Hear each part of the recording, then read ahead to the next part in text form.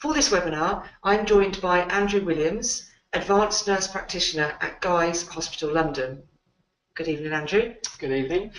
So the first question that we would like you to answer is allergy in adults on the increase? Yes, it is, in a very real way. The numbers of people who are adults who are developing allergies for the first time is increasing.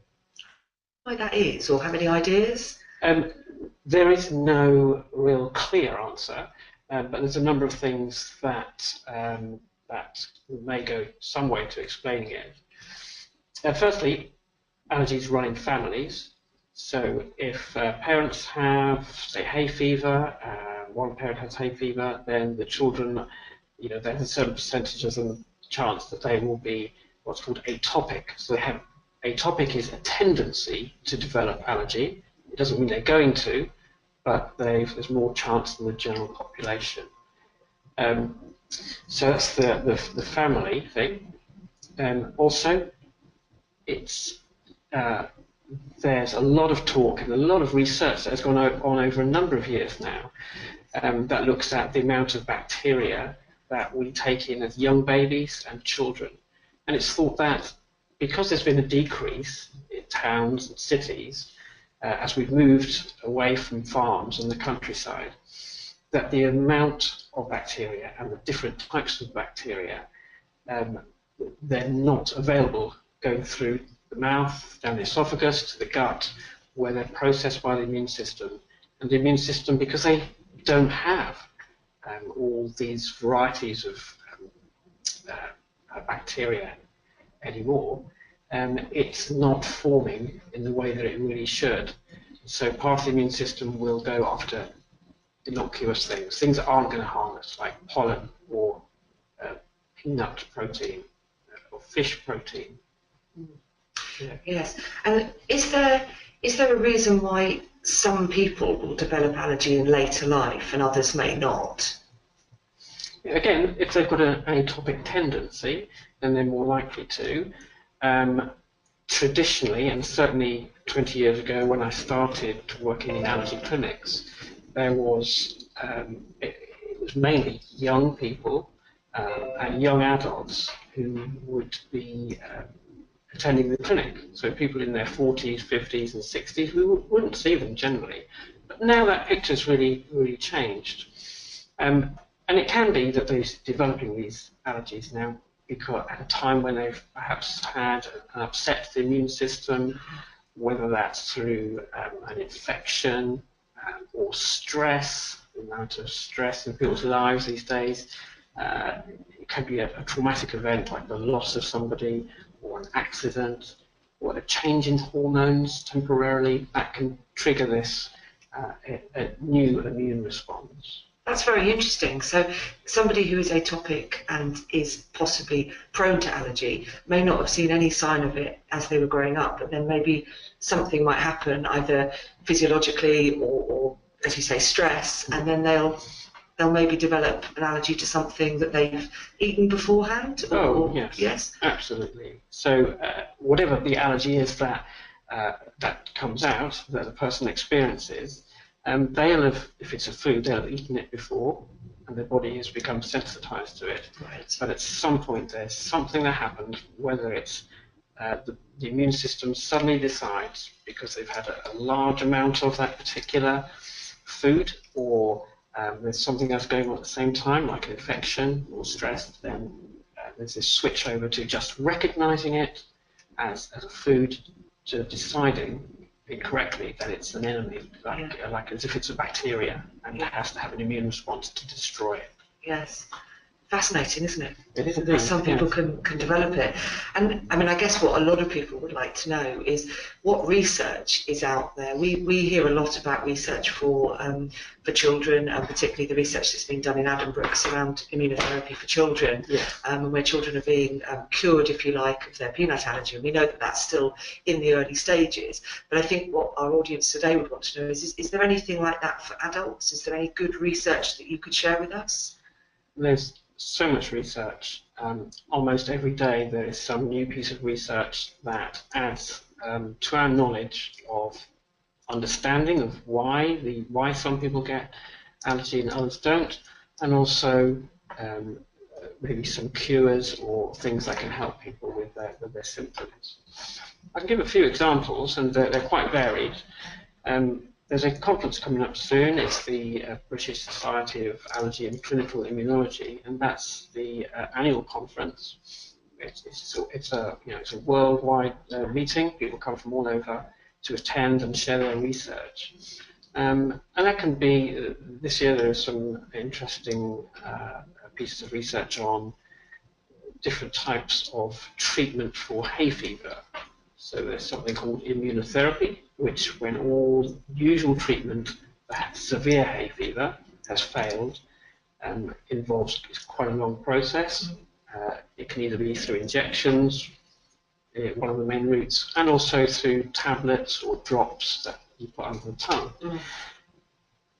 It's long been thought that the injections have been better than the tablet versions or the drops version, but there's a piece of research being shared that suggests that they are very much equal in the way that they work, that they work as well as each other, which is a really good thing because though the injections have been used for many, many years now, 100 years, we have this other way of giving it, which is much more convenient to people. They can take it at home with these tablets.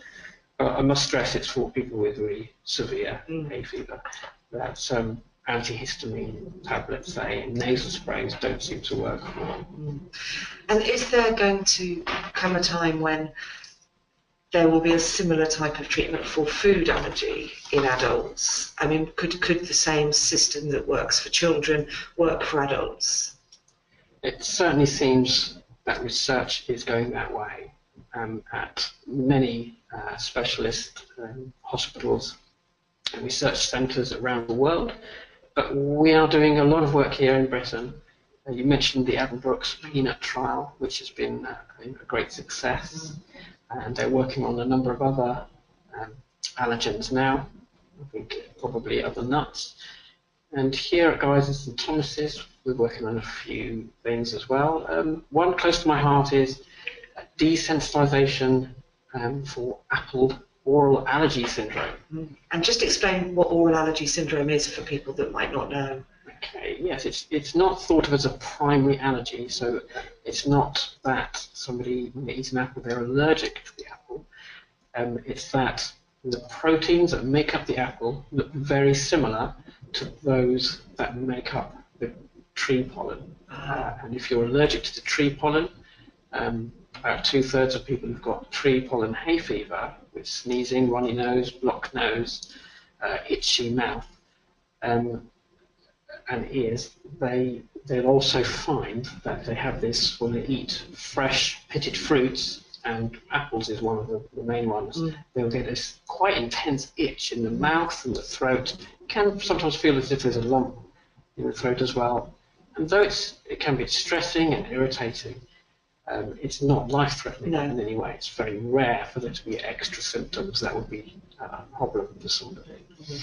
So I'm one of those people who suffers from tree pollen allergy and oral allergy syndrome. So my fruit intake is quite limited to... What other fruits can cause it apart from apples?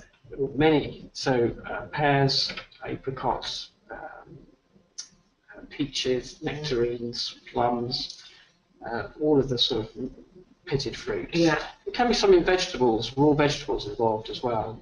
Particularly carrots seems to be one we come across from time to time. But not in cooked carrots? No. The cooking would stop? That's right. That's interesting. Cooking changes the shape of the protein, right. So then the immune cells in the mouth don't recognise it as being a problem. Yeah. So that is a good way to get the fruit in. So the research that you're conducting here is to desensitise people so that they can eat these fruits. That's right. And even if they have the tree pollen allergy. Yeah, that's correct. Yeah. So there's two different ways that are being looked at to treat this. One is to desensitise by eating small amounts of apple, say 1 gram, and then increasing that over a number of weeks until eventually, over a number of months, you're eating an apple. with no itching, with no lump in the throat. So you can really enjoy that again.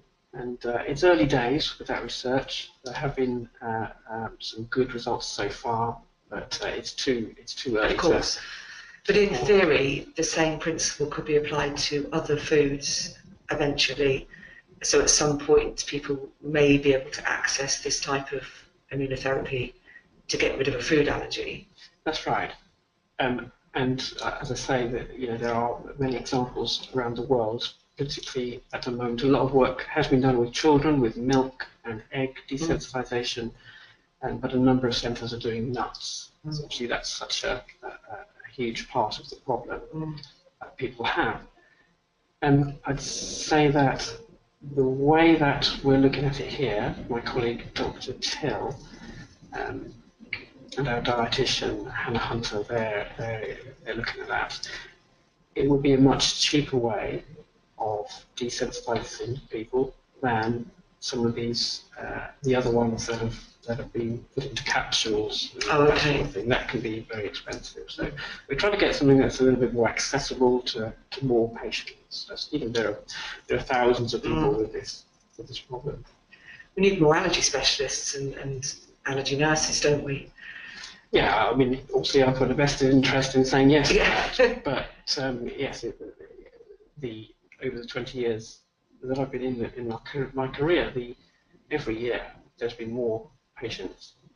Part of that is because there are more people who are allergic. Part of that is because the children who were developing allergies 10, 15, 20 years ago, they're coming through to the adult service now, and that's great numbers of children. But also part of it is that the awareness in the public and also in GPs as well. Some nice guidelines have helped to get people through to see a specialist rather than languish with no real treatment or understanding. So yes, there is still a great need. It's an unmet need. Yeah. And you mentioned allergy specialists and getting referred. At what point do people need to see an allergy specialist as opposed to just going to their GP? I think if there are recurrent symptoms that they're concerned about, that the treatments that the GP has offered, that the member of the public who's taken the treatment, had a good go with the treatment, if those aren't working, they're still getting symptoms, or they're concerned, then that's the time. Then a GP may want to look at the guidelines for referral, and there are some nice guidelines for that for children and young people, and they can be extrapolated, I feel, to adults as well. Yeah, I know we at the Anaphylaxis campaign, with our latest campaign, which is the AIM campaign, gives some very good advice on not just for children but for adults as well. I think you mentioned the NICE guidelines. The NICE guideline for anaphylaxis, it's very clear, isn't it, that if you've had emergency treatment, you must have a referral, and hopefully you're seeing more people now because of that. Yeah, we're finding that accident and emergency departments are prompting the GP to do that. They're saying to the patient who's come in with a severe problem, been treated, maybe with adrenaline, maybe not, and that they should go to their GP and obtain a referral. Because in GP training, even now, there is so little about allergy and anaphylaxis.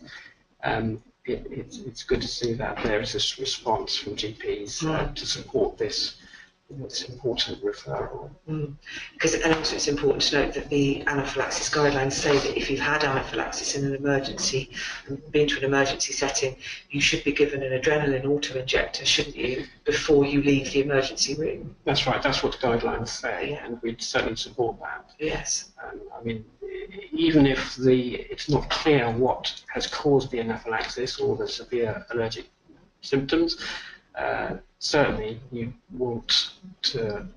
certainly hope that they would be given the adrenaline device. And sometimes people wonder how many they should have, and certainly the guidelines from the NIHA, which is a government agency that looks at licensing medicines and how they should be best used, they would say 2 2 at all times. 2 at all times. 2 with you. And that's something that we at the Anaphylaxis campaign agree with as well.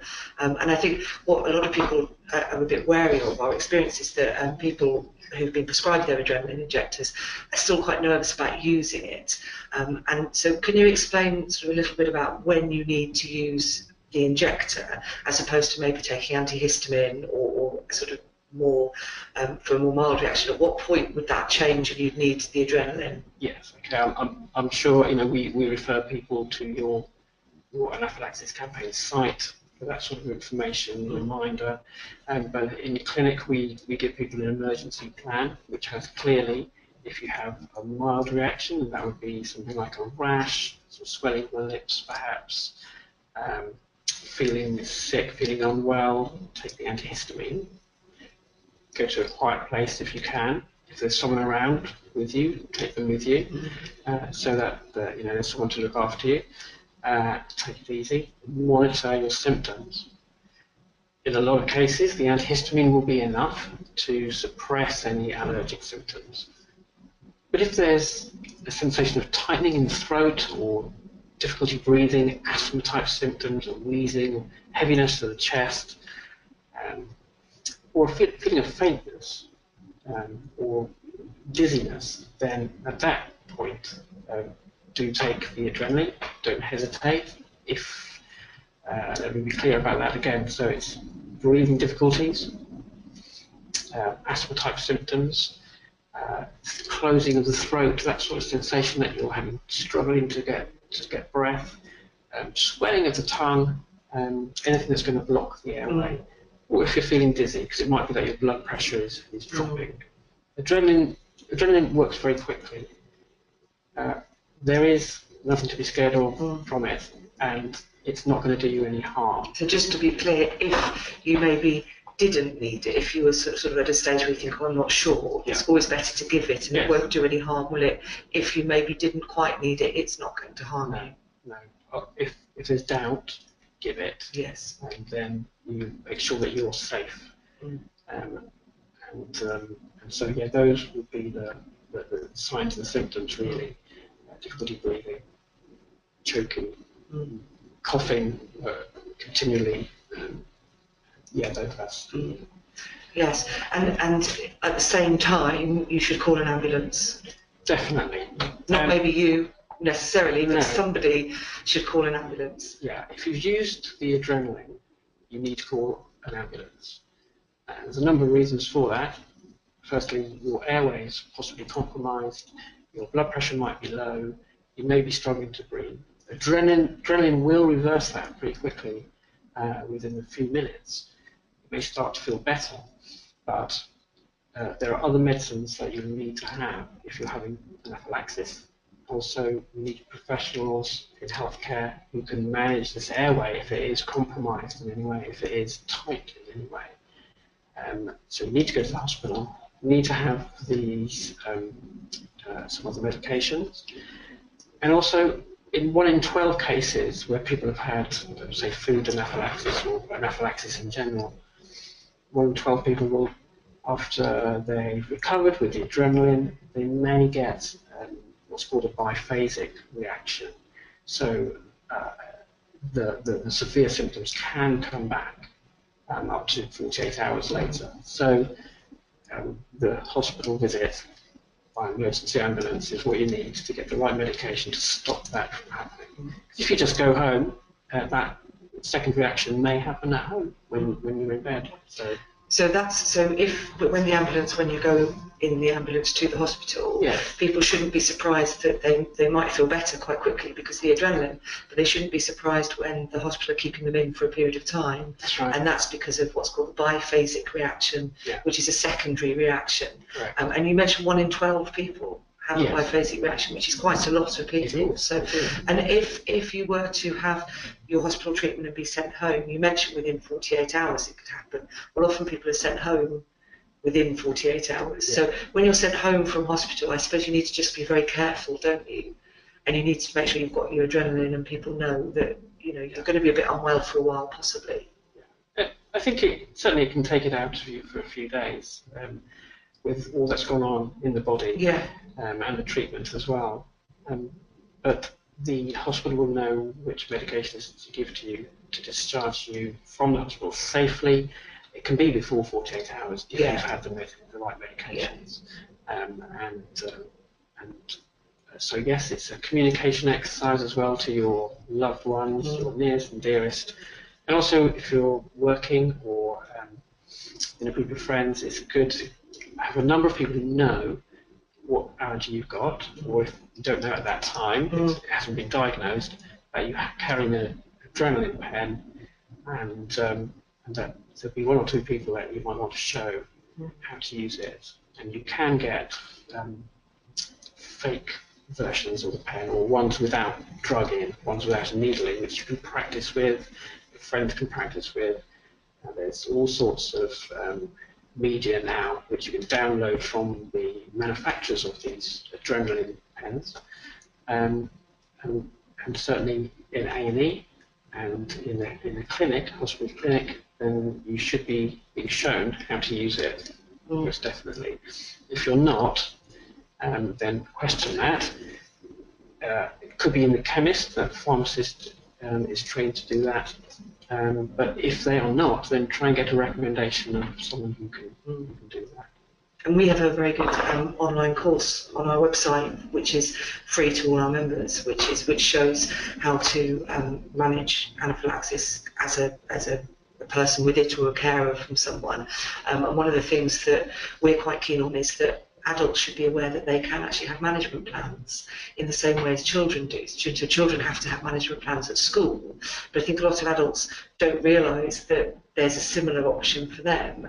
And would you recommend that if somebody is carrying an adrenaline injector, they maybe do try and have some type of plan for their workplace or their friends or their partner or whatever? It's a sensible option. Yes, it is. It's very sensible.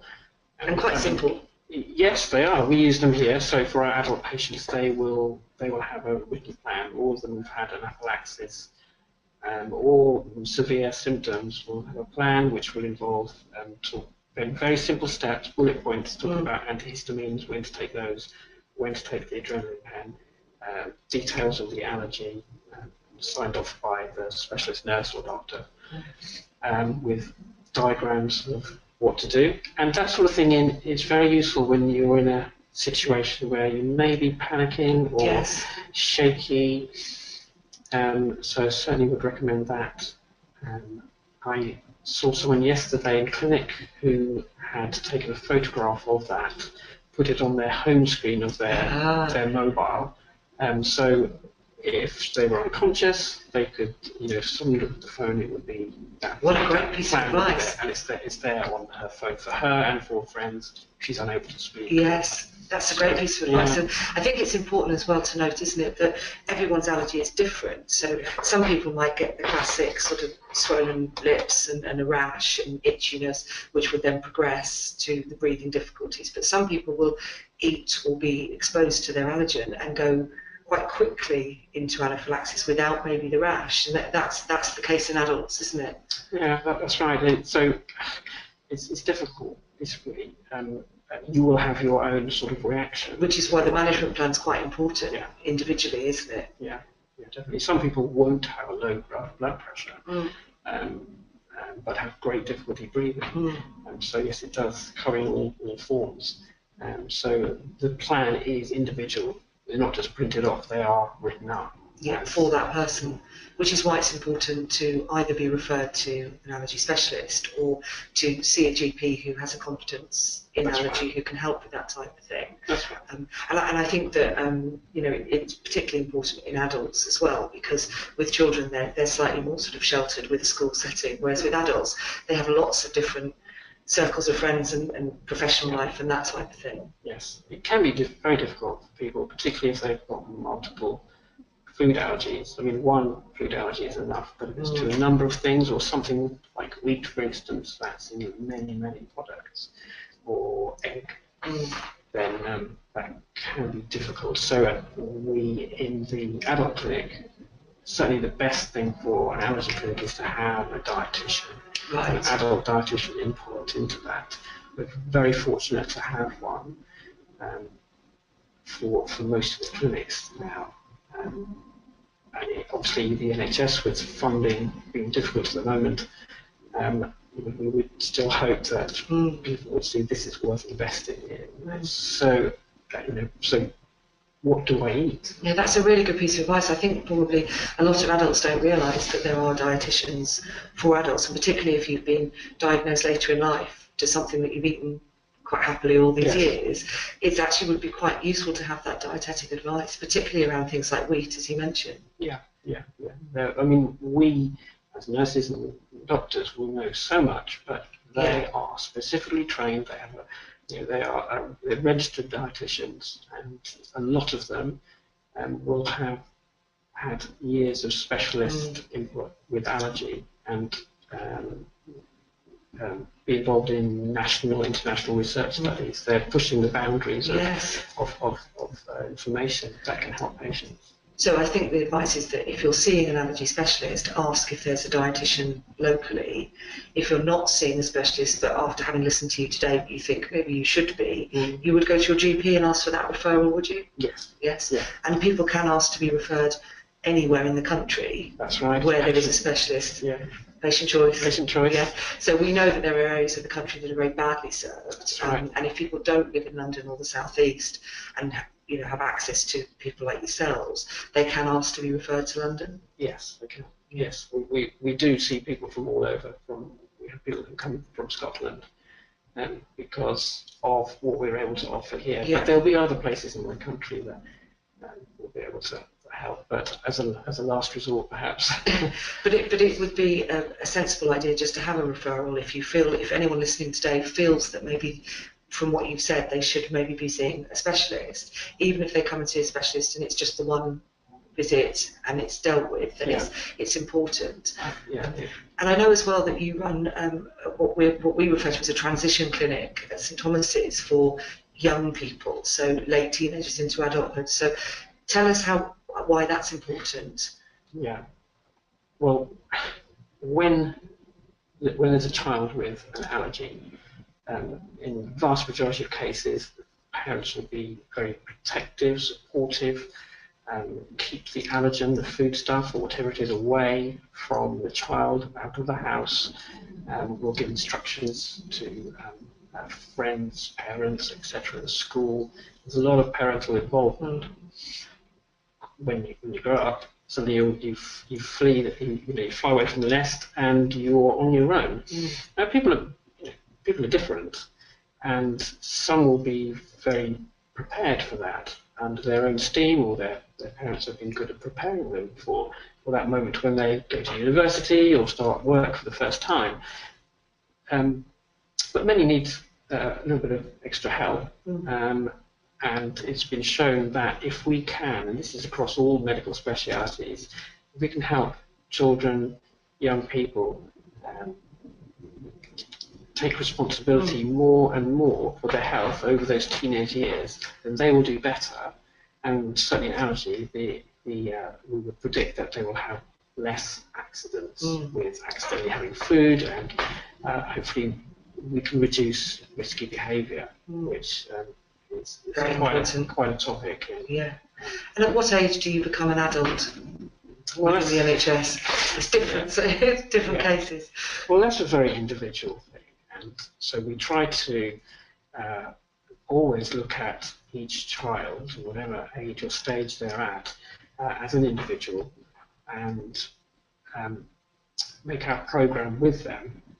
So develop it with them for the time that they're going to be coming to the children's allergy clinic, which is usually once a year, at least once a year, if it's a severe allergy problem, or they've had anaphylaxis, there are ongoing problems. Children can lose some of their allergies, so that's why we see them so regularly.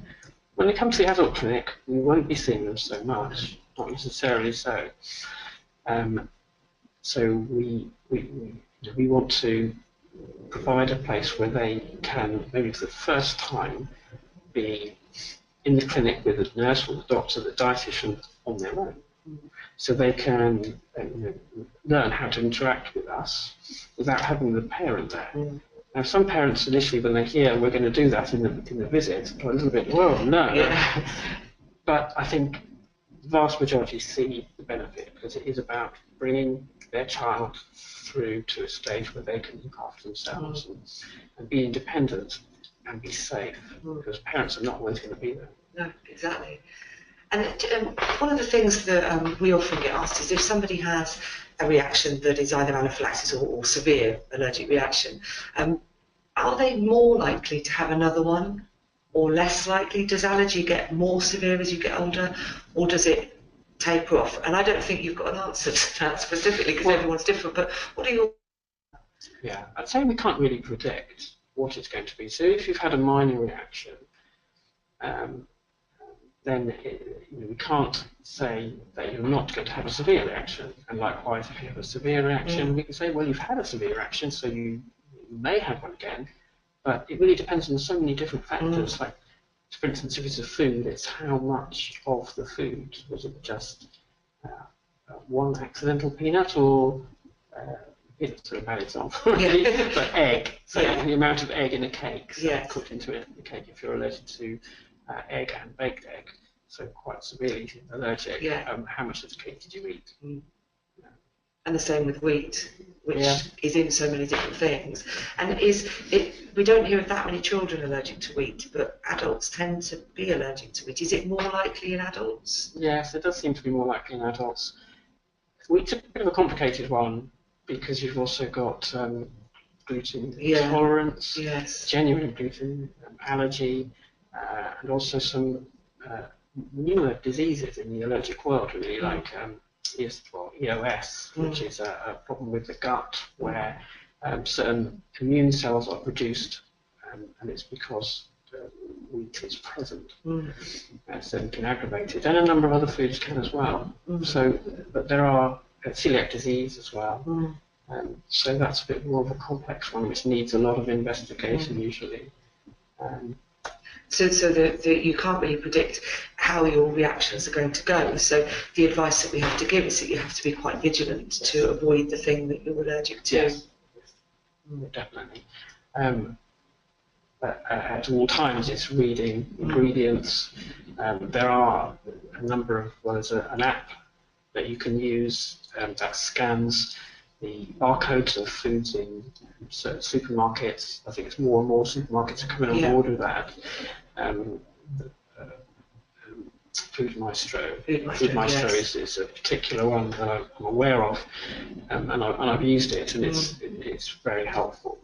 So you can make your lists of what you're allergic to, and then you scan the barcode, it can tell you whether it's got that in, your allergen or not. So, and it's updated all the time.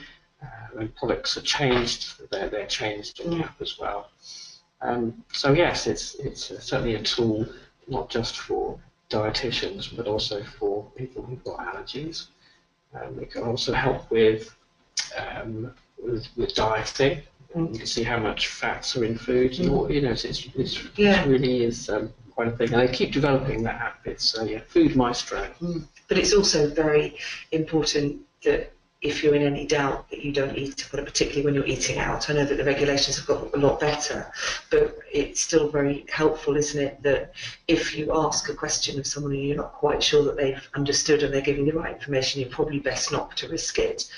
Because a really small amount of the food can actually cause you to be quite severely ill, can't it? It can indeed. So if the place where you're buying your food, whether it's a restaurant or some outlet, can't give you a definite sort of like something with something that's printed on paper, or they can tell you clearly, and they also seem aware that yes, this is in our food, this one's not in this food, you'll be able to have this meals, but you can't have that one there.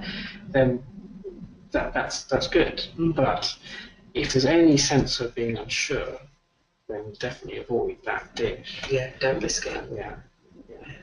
And finally, the advice that I think is the most important is to always carry your adrenaline, isn't it? And I'm sure that you say this in clinic, but maybe just explain the actual importance of this. Sure. I always, and many of my colleagues always ask when people come to clinic, I see you've got an adrenaline pen, it says on the GP letter, can I see it now? And I must say that these days most people do have it with them. I did see one the other day which was 2 years out of date. So it is so important. Adrenaline lasts a certain amount of time, it's got a certain shelf life, so if you've got an adrenaline pen, you must change it when it's coming up to expiry date. Some of the companies will send a message to you if you log on with your details, and they can send you either an email or a text message to say, perhaps a month before, that your adrenaline is going to run out, run past its date. Approximately, a few years ago, quite a few years ago now, there was a survey which showed that people who needed adrenaline pens, who'd been prescribed them, 70% of them weren't carrying them with them. 70%. That's apart from the danger to their own life and the loss to their family. That's a huge financial burden to the NHS that we don't need. Exactly. If you've been prescribed one, you need to have it with you all of the time. Not just when you're eating. No.